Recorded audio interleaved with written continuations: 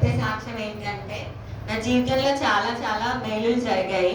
నా కుటుంబంలో కానీ, నా అత్తయ్య వాళ్ళ కుటుంబంలో కానీ, అమ్మ వాళ్ళ కుటుంబంలో కానీ చాలా చాలా మేలులు జరిగాయి. ఎందుకంటే నేనిప్పుడు 7th మంత్. నేను మొన్న హాస్పిటల్‌కి వెళ్ళాను. హాస్పిటల్‌కి వెళ్తే నాకన్నా ముందు ఒక అమ్మాయి 9 months అయిపోయిందంట. అమ్మాయికి అసలు ఉమ్ము నీరు లేనే లేదు. కొంచెం కూడా లేదు. అమ్మాయిని అసలు అమ్మాయి చాలా డాక్టర్స్ తిట్టేది ఏంటంటే, అమ్మ నువ్వు ఫస్ట్ నుంచి జాగ్రత్త ఉండాలి కదా, ఎందుకు ఉండలేదు అని అమ్మాయిని తిడుతుంటే నాకు భయమవుతుంది.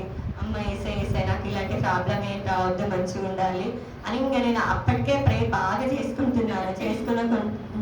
ఇంకా అమ్మాయి స్కానింగ్ అయిపోయిన తర్వాత ఇంకా నెక్స్ట్ నాదే ఉంది. నాది ఉన్న తర్వాత నాకు చేసిరు.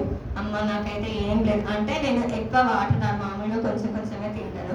నాకు ఆల్రెడీ ఉమ్ము నీరు కొంచెం తక్కువ ఉంటుందని తెలుసు.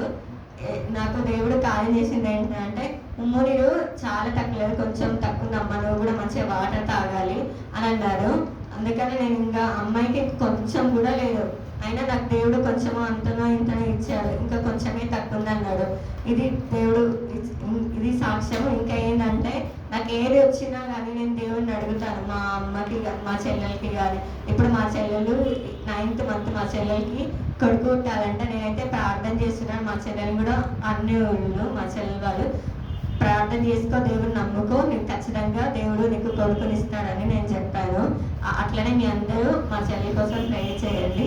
అట్లే మా కుటుంబం కోసం, అట్లనే మా అత్తయ్య వాళ్ళ కోసం. మా ఆయన కూడా మారిండు, కానీ ఇప్పుడు మళ్ళీ అట్లనే ఉంటుండు.